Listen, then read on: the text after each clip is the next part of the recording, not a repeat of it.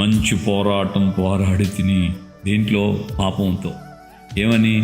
మిళితమై. పాపానికి వ్యతిరేకంగా పోరాటం కాదు, పాపములో కలిసి పాపముతో అసలుకి కుస్తీలు పడుకుంటూ జోడిగా ఉండి పాపములో పెనవేసుకొని పోయి అక్రమాల్లో, వ్యభిచారంలో, అతిక్రమాల్లో, చూపుల్లో, మాటల్లో, తలంపుల్లో, అలాగే ద్వేషము, కోపము, క్రోధము, కక్షలు, పగలు, క్షమాపణ లేని హృదయం, వీటన్నిటితో బాగా మిళితమైపోయి మంచి పోరాటం పోరాడాను. పాపాన్ని విడిచి కాదు పోరాటం, పాపములో ఉండి పాపంతో పెనుగులాడటం అన్నమాట. పెనుగులాడటం. వాళ్ళు నువ్వు నేను దోస్త్ అంట.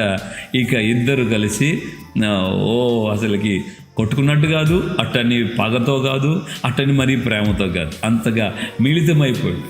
పాలు నీళ్ళు లాగా కలిసిపోవటం పాపంతో.